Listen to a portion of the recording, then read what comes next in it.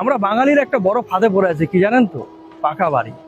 এই পাকা বাড়ির ফাঁদে পড়ে কত মানুষের জীবন নষ্ট হয়েছে এটা আপনারা কল্পনা করতে পারছেন না। আজ সেই পাকা বাড়িতে কত মানুষ না খেয়ে দিনের পর দিন কাটাচ্ছে, কত মানুষ অসুস্থ অবস্থায় সেই বাড়িতে পড়ে আছে, তার খোঁজ নেই কারো। 10 লাখ টাকা নিজের পুঁজি আছে, তার সঙ্গে আরো 5 লাখ টাকা ধার করে সে বাড়ি করছে। এবার এই 5 লাখ টাকা শোধ করতে তার তো কয়েক বছর সময় লাগছে। তার মধ্যে যদি তার কোনো সমস্যা হয়ে যায়, তাকে ব্যাকআপ দেওয়ার কেউই নেই। আর সে তো তার নিজের জীবনে সব পুঁজি এখানে ইনভেস্ট করে ফেলেছে, সে সেখান থেকে বেরোবে কি করে? আরে হওয়া দরকার ছিল 20 লাখের মধ্যে 2 লাখ টাকা দিয়ে পাকা বাড়ি না হোক, নর্মাল বাড়ি করুন।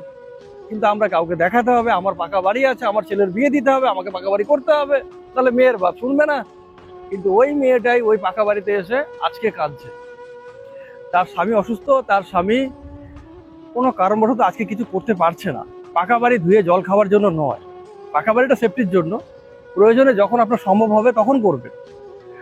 এটা আমাদের বেশিরভাগ মেয়েদের মা বাবাদেরই একটা চিন্তা ভাবনা হয়ে গেছে, ছেলের পাকা বাড়ি নেই, সেখানে আমি কি করে আমার মেয়ের বিয়ে দেবো। অনেক ছেলের মা বাবাও ঠিক এই জন্যই অনেক টাকা ইনভেস্ট করে বাড়ি করছে, ছেলের বিয়ে দিতে হবে। সে যদি ওই পাকা বাড়ির পেছনে সব টাকা ইনভেস্ট না করতো, সে যদি পাকা বাড়ি করতে গিয়ে ধার না করতো, তাহলে হয়তো তার আজকে একটা ভালো অ্যাসেট থাকতো, সেখান থেকে তার কিছু ইনকাম হতো। তাহলে সে আজকে আর না খেয়ে থাকতো না, তাহলে সে আজকে চিকিৎসাটা পেতো, সে সুস্থ হয়ে আবার ঘুরে দাঁড়াতে পারে। বাড়ি করুন, বাড়ি করতে বারণ করছে না, কিন্তু পুরো টাকাটা বাড়ির পেছনে ইনভেস্ট করে দেওয়াটা এটা বোকামি হয়ে যাচ্ছে। আর এটা আমরা বেশিরভাগ বাঙালিরাই করি, আবার ধার করে করি।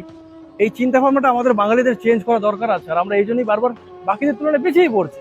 বাড়িঘর অবশ্যই করুন, কিন্তু সম্পূর্ণ ক্যাপিটাল কখনই সেখানে ইনভেস্ট করবেন না। অ্যাকচুয়ালি উচিত 10 থেকে 20% ইনভেস্ট করা বাড়ির পেছনে।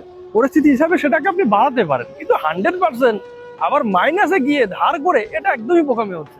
বাড়িটা আগে নয়, আগে মানুষটা দরকার, মানুষটার একটা সিকিউর লাইফ দরকার, আগে দুবেলা দুমুঠো খাবার দরকার। সেটাকে আগে সিকিউর করুন, তারপরে বাড়ি করুন। আরে কত মানুষ এই পৃথিবীতে ফুটপাতে জীবনযাপন করছে। আপনার মাথার উপরে না হলে টিন থাকবে, নাহলে অ্যাডভেস্টার থাকবে, টালি থাকবে, পাকা ছাদই হতে হবে। পাকা ছাদ ছাড়া এই পৃথিবীতে আর মানুষ বেঁচে নেই। আর যেই পাকা ছাদ করতে গিয়ে আপনি আপনার জীবন, আপনার পরিবারের সবার জীবনটাকে এতটা ঝুঁকিতে ফেলছেন, পুরো জিরো ব্যালেন্স হয়ে গিয়ে কাল কি হবে তার কেউ জানে না।